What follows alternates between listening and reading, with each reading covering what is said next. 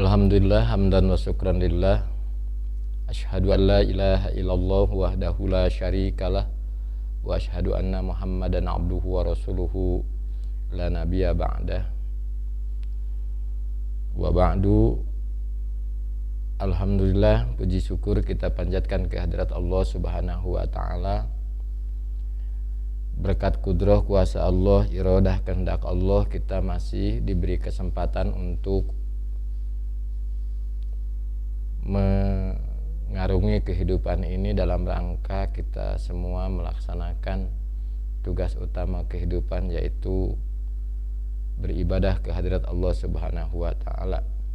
Alhamdulillah, di tengah aktivitas kita sehari-hari kita masih bisa menyempatkan hadir di majelis ilmu ini dalam rangka kita semua mencoba mengetahui hal-hal yang berkaitan dengan tuntunan ajaran Islam dalam rangka meningkatkan keimanan, ketakwaan kita kehadirat Allah Subhanahu wa taala serta menjaga kualitas ibadah kita semua. Ikhwatu iman yang dimuliakan oleh Allah, kita lanjutkan materi kita yang berkaitan dengan sirah nabawiyah. Setelah kita mengetahui bagaimana proses dakwah Rasulullah SAW pasca di Mekah hingga hijrah ke Madinah, sampailah kita membahas bagaimana Rasulullah SAW memulai babak kehidupan baru dalam rangka melaksanakan dakwah Islam di kota Yasrib yang akhirnya disebut dengan Madinatun Nabi, kota Nabi, atau Madinah Al-Munawwarah, atau kota yang senantiasa memancarkan sinar keislaman. Ikhwatu iman yang dimuliakan oleh Allah Subhanahu wa taala, sesampainya Rasulullah Shallallahu alaihi wasallam di Madinah, beliau masih ada di atas untanya. Ya, unta Rasulullah itu sangat dikenal. Namanya ada yang tahu? Kiswah. Kiswah itu unta Rasulullah. Banyak dari sahabat Ansor, mereka sangat ingin sekali disinggahi rumahnya oleh Rasulullah SAW. Tapi Rasulullah SAW menyampaikan, biarkan saja, jangan sampai ada yang menuntun tali untanya. Beliau menyampaikan, biarkan unta itu berhenti sekehendaknya. Apa yang dilakukan oleh Rasulullah SAW itu pilihan yang sangat cerdas. Kenapa? Karena kalau Rasulullah SAW itu membiarkan sahabat Ansor menuntun unta menuju rumahnya, tentu sangat banyak ya sahabat-sahabat Ansor yang lain yang ingin disinggahi oleh Rasulullah. Tentu mereka akan berebut ya, di antara mereka rumahnya disinggahi. Oleh karena itu Rasulullah biarkan saja unta itu berhenti sekehendaknya. Ternyata betul unta Rasulullah SAW itu berhenti di sebuah tempat ya, dan itu pertama kali beliau tiba di Madinah, dan tanah itu milik dua orang yatim piatu. Dan akhirnya Rasulullah SAW itu turun dari untanya dan dia singgah ke rumah yang paling dekat dari tempat unta itu berhenti, dan itulah Rasulullah SAW akhirnya tinggal selama di Madinah itu pertama di rumah Abu Ayyub Al-Ansori, dan Rasulullah SAW itu tinggal di sana beberapa waktu ya, di rumah Abu Ayyub Al-Ansori, dan selanjutnya apa yang beliau lakukan, beliau menetapkan di mana tempat untanya berhenti itu di tanah yatim piatu itu. Rasulullah itu membebaskan tanah itu dengan cara membeli tanah ya, yang milik yatim piatu itu, dan di tanah itulah Rasulullah Shallallahu Alaihi Wasallam itu membangun sebuah masjid.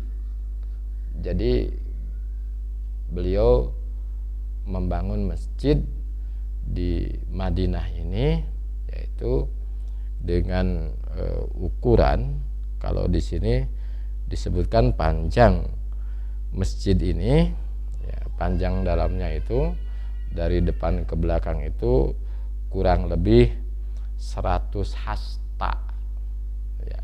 1 hasta itu ukuran berapa ya? Ya kalau 100 hasta, kalau 1 hasta itu tinggal ngalikan aja, kalau 1 hasta setengah meter berarti kali 100 ya 50 meter persegi itu ya. Kalau semeter ya tinggal mengalikan aja ukuran hasta itu berapa. Luas masjid yang dibangun oleh Rasulullah di Madinah itu dalam kitab Syirah ini disebutkan itu 100 hasta, dan lebar temboknya itu sekitar 3 hasta ya, 3 hasta. Bangunan itu dibangun dari cetakan bata dan tanah liat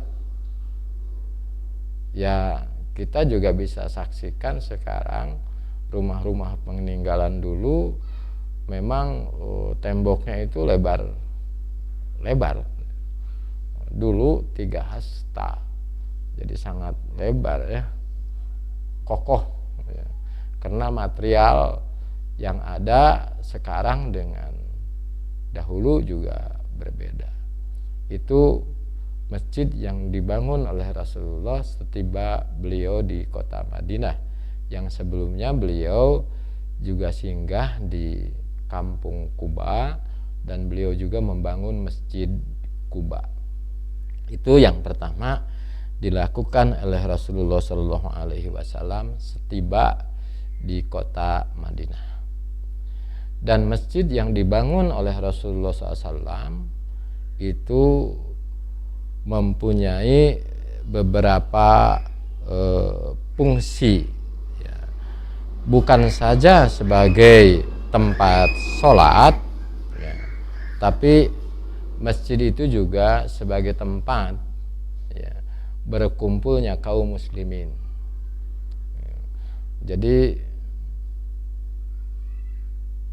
bukan saja sebagai tempat ibadah mahdhah, tapi juga jadi tempat berkumpul kaum muslimin. Juga di masjid itu dijadikan hal penting lainnya untuk menyelesaikan perkara persengketaan, persoalan yang dihadapi oleh umat Islam, itu diselesaikan di masjid. Juga masjid itu difungsikan sebagai tempat tinggal beberapa sahabat muhajirin ya, yang mereka belum memiliki tempat tinggal. Jadi itu fungsi masjid yang dibangun oleh Rasulullah Shallallahu Alaihi Wasallam. Setelah Rasulullah membangun masjid, Rasulullah juga membangun untuk tempat tinggal beliau dan istri-istrinya. Setelah dibangun tempat tinggal beliau beserta istrinya, lantas beliau baru menempati rumahnya yang baru, yang tadinya beliau tinggal di rumah Abu Ayyub Al-Ansori, akhirnya beliau tinggal di rumahnya sendiri. Dan rumah beliau itu yang sekarang kalau kita ziarah ke Madinah, ke Masjid Nabawi, itu makbaroh Rasulullah, kuburan Rasulullah. Itulah rumah beliau. Jadi rumah beliau itu tidak jauh dari masjid yang dia bangun, jadi berdampingan. Sekarang kalau kita ziarah ke Madinah, ya, itu banyak sekali para jamaah ya, yang ke Masjid Nabawi. Selain dia ziarah ke makbaroh Rasul, juga mereka itu ingin sekali ya, untuk masuk ke Raudhah.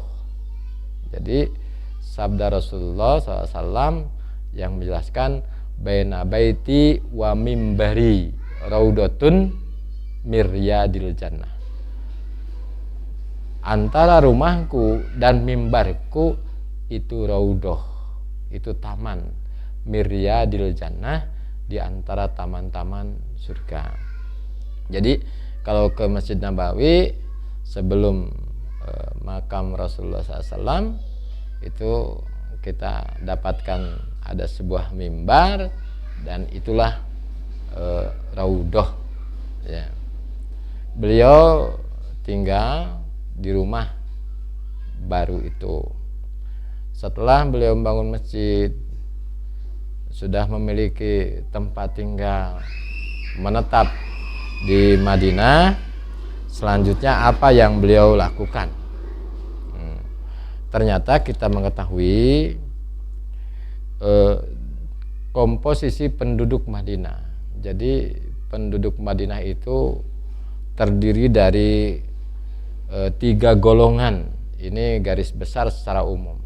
Yang pertama yaitu kaum muslimin, yaitu baik sahabat Rasulullah SAW dari kalangan muhajirin yang hijrah dari Mekah, juga ansor. Ansor itu adalah penduduk asli mukimin Yasrib, Madinah, yang sudah beriman kepada Rasulullah SAW. Itu Rasulullah SAW bagaimana mempersatukan antara kaum muhajirin dan ansor. Yang dilakukan oleh Rasulullah itu yaitu yang disebut dengan mu'akhot. Mu'akhot dari kata akhun, itu saudara. Mu'akhot, Rasulullah mempersaudarakan. Rasulullah mempersaudarakan mereka itu supaya apa? Supaya tidak ada persoalan di antara mereka ya. Ini kaum pendatang, ini penduduk mukim ya. Maka dikisahkan itu Rasulullah SAW itu mempersaudarakan sahabat ya, dari muhajirin dengan ansar. Yang paling dikenal itu Rasulullah mempersaudarakan antara Abdurrahman bin Auf dan Sa'ad bin Rabi ya. Abdurrahman bin Auf itu kan orang Mekah, muhajirin, dia hijrah ke Madinah. Berarti Abdurrahman bin Auf itu di Madinah dia tidak punya tempat tinggal. Dia juga tinggalkan istrinya di Mekah. Sa'ad bin Rabi setelah ya, proses mu'akhot dipersaudarakan oleh Rasulullah, beliau mengatakan kepada Abdurrahman bin Auf, aku ini orang Ansor, dan aku ini orang yang berkecukupan harta. Kata beliau, saya akan bagi dua harta saya, separohnya untuk engkau wahai Abdurrahman bin Auf, dan saya juga memiliki 2 orang istri. Silahkan pilih ya, yang disukai. Ikhwati iman yang dimuliakan oleh Allah Subhanahu wa taala. Kata Sa'ad bin Rabi, kalau engkau menyukai salah satu dari istri saya, akan saya ceraikan, dan setelah habis masa idahnya silahkan kau nikahi. Itu hebatnya ya, proses muakhad yang dilakukan Rasulullah Shallallahu Alaihi Wasallam antara muhajirin dan ansar. Tapi orang muhajirin juga dia tidak mentang-mentang ya, mentang-mentang dikasih kesempatan dan sebagainya. Apa jawaban yang disampaikan oleh Abdurrahman bin Auf? Kata Abdurrahman bin Auf, dia menjawab apa yang disampaikan oleh Sa'ad bin Rabi. Semoga Allah Subhanahu wa taala memberkahimu, barakallahu fik, dan keluargamu, wa ahlika, dan hartamu, wa malika.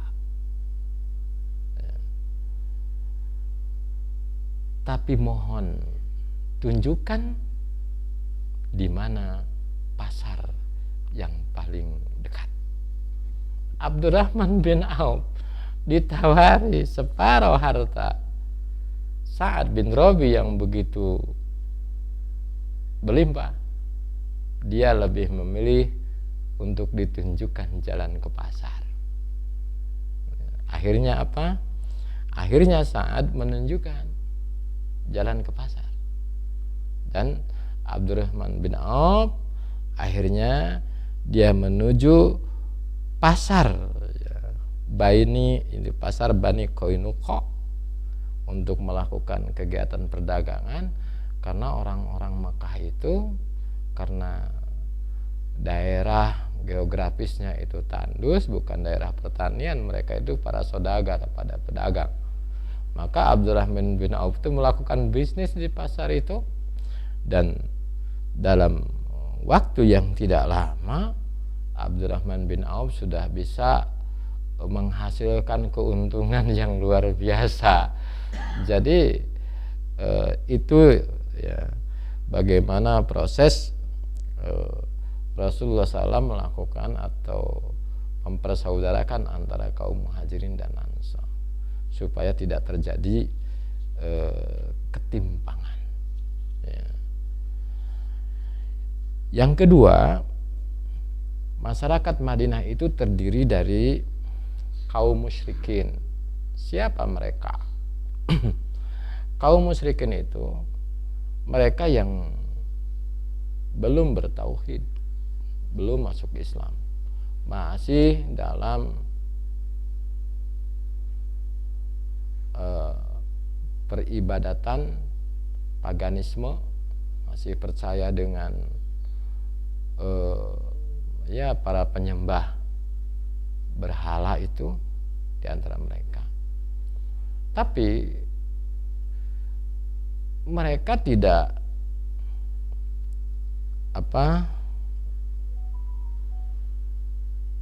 memusuhi Islam. Mereka tidak memusuhi Islam. Ya, setelah melihat perkembangan umat Islam di Madinah itu ya semakin banyak pengikutnya, ya golongan ini akhirnya mereka itu meninggalkan kesyirikannya ya, dan mereka pun masuk Islam ya. Tapi ada lagi ya, dari mereka itu yang tidak masuk Islam, ya, tapi mereka tidak berani juga untuk menentang, ya. Akhirnya mereka berpura-pura, ya. Ini golongan musyrikin ini ada yang akhirnya mereka masuk Islam, tapi ada juga masuk Islam enggak mau menentang pun enggak berani. Dan ini akhirnya jadi kelompok munafikun, ya. Orang yang berpura-pura, ya, karena melihat kekuatan umat Islam. Contohnya adalah yang kita kenal di Madinah itu, tokoh munafik itu adalah Abdullah bin Ubay. Abdullah bin Ubay bin Salul. Dan yang ketiga di Madinah itu yaitu golongan Yahudi. Jadi penduduk Madinah itu ada penduduk asli, ya, yang datang dari wilayah utara, ya, itu yang penduduk Madinah.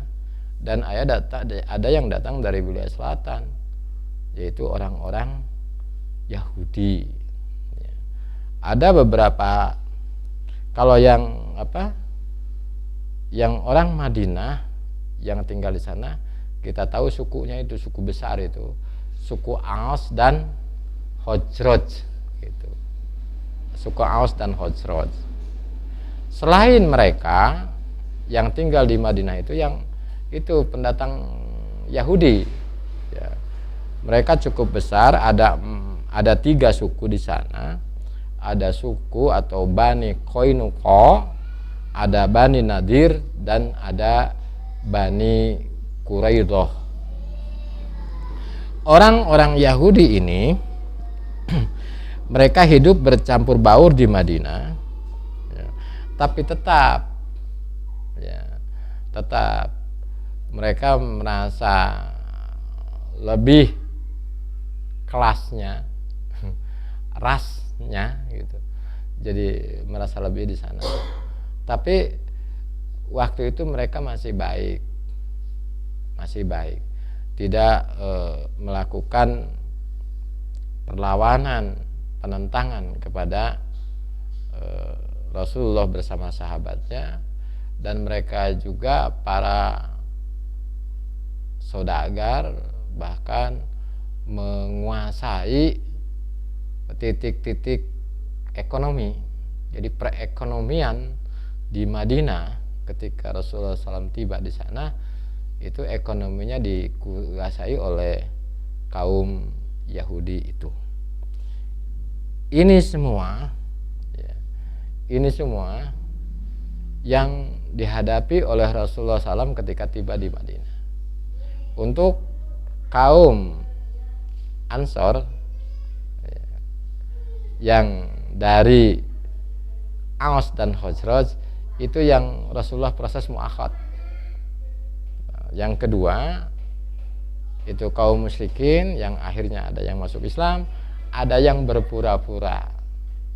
Yang ketiga yaitu kaum Yahudi.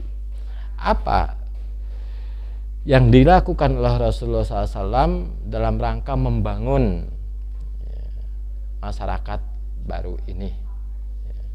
Maka Rasulullah SAW itu selain mempersaudarakan bagaimana supaya tidak ada status sosial di masyarakat dan lain sebagainya, dipersaudarakan. Mereka berbagi tempat tinggal, berbagi mata pencaharian, bahkan mereka berbagi pasangan,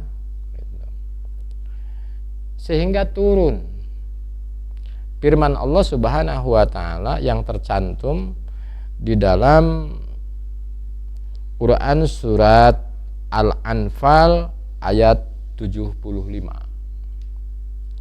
Wa ulul arham ba'duhum aula bi ba'din wa ulul arham, dan mereka yang mempunyai hubungan rahim, hubungan kekerabatan, aula, itu lebih diutamakan, ya, ba'duhum aula bi ba'din, daripada yang lain. Karena seolah-olah kaum Ansor itu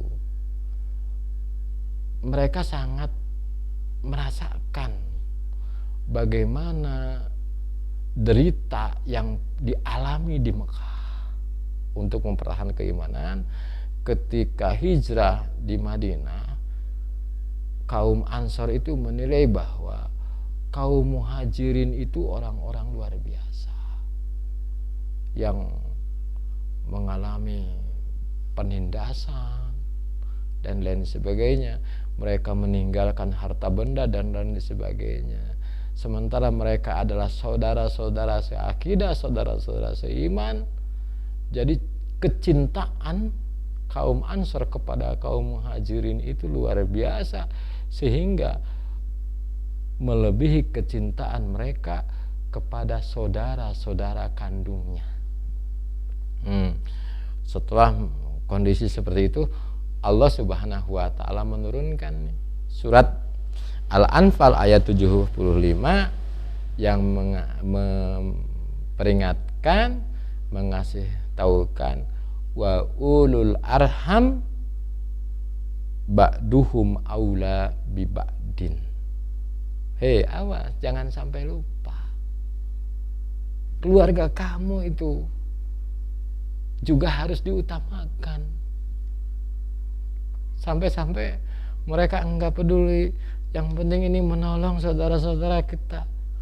Hampir-hampir mereka tidak peduli. Bahkan di ayat lain itu disampaikan, wa yusiruna ala anfusihim walau kana bihi khososoh. Bahkan sampai-sampai mereka itu isar, enggak peduli dengan dirinya, ya. Padahal dirinya itu lebih membutuhkan. Itu subhanallah, kecintaan orang-orang Ansor terhadap saudaranya Muhajirin dari Mekah itu luar biasa. Sehingga dari situ, setelah turun surat Al-Anfal ayat 75, Allah juga menurunkan tentang pewarisan. Tentang pewarisan, bahwa yang berhak menerima waris itu ulul arham, dawil kurba, keluarga kerabat dekat. Di situ diatur. Jadi Rasulullah membangun masjid, mempersaudarakan kaum muslimin. Juga Rasulullah meskipun melihat orang-orang Yahudi itu tidak mengganggu beliau, tapi itu juga kan harus, ya, diantisipasi. Berbagai kemungkinan itu harus diantisipasi. Maka Rasulullah SAW juga membuat sebuah perjanjian yang kita kenal dengan perjanjian Madinah, ya, atau deklarasi Madinah. Ada deklarasi Madinah itu ada 16 butir. Yang di sana itu deklarasi Madinah itu, jadi ada semacam, kalau di kita itu dibikin kesepakatan, ya, dibikin semacam aturan berkumpul, aturan bermasyarakat. Kalau kita dibikin undang-undang, dibikin aturan, ini sudah menunjukkan sebuah masyarakat modern, ya, yang dibangun oleh Rasulullah itu, yang disebut masyarakat madani itu. Ada aturan-aturan, Aturan-aturan di sana itu bagaimana aturan itu mengatur perintah tentang perlunya menjaga persatuan dan kesatuan, perlunya kita saling tolong menolong, ya, perlunya kita untuk ya tidak mendolim, artinya saling melindungi, juga saling jaga kehormatan jiwa, dan yang intinya selalu menjadikan Allah dan Rasulnya sebagai rujukan atau sebagai sumber kembali ketika ada perselisihan. Oleh karena itu yang dilakukan Rasulullah SAW ketika sampai di Madinah cukup efektif. Ya, bagaimana membangun masyarakat damai dan lain sebagainya. Akhirnya Rasulullah itu dengan kondisi kondusivitas seperti itu bisa berdakwah dengan leluasa, membina, meningkatkan keimanan masyarakat luar biasa. Juga bagaimana menuntun peribadatan umat ini dengan leluasa. Ya. Juga bagaimana Rasulullah SAW itu menjadikan pribadi-pribadi sahabat itu sebagai mukmin yang berkualitas. Jadi tidak hanya sekedar jadi pengikut beriman, tapi bagaimana ya, menerapkan keimanan itu pada diri mereka, juga membersihkan jiwa-jiwa mereka dari kekotoran-kekotoran hati, karena ini sering menjadi persoalan hasud, ya, hasad, mental-mental yang tidak jujur, mental-mental rakus dan lain sebagainya. Itu yang dibina oleh Rasulullah SAW pada para sahabatnya, dan bagaimana mereka berakhlakul karimah, bertindak tanduk, bertutur kata. Ini luar biasa yang ditanamkan oleh Rasulullah kepada para sahabatnya, dan bagaimana sikap kasih sayang beliau. Dan nanti ini akan kita bahas dalam poin khusus bagaimana Rasulullah SAW menanamkan satu keimanan, ya, yang kedua jiwa-jiwa mereka, hati-hati mereka bersih, bagaimana Rasulullah membangun akhlak mereka menjadi terpuji, bagaimana menjadikan sahabat-sahabatnya itu bisa berkasih sayang, bagaimana mereka bisa taat beribadah kepada Allah Subhanahu wa taala. Ini akan kita bahas pada sesi selanjutnya atau kajian kita selanjutnya.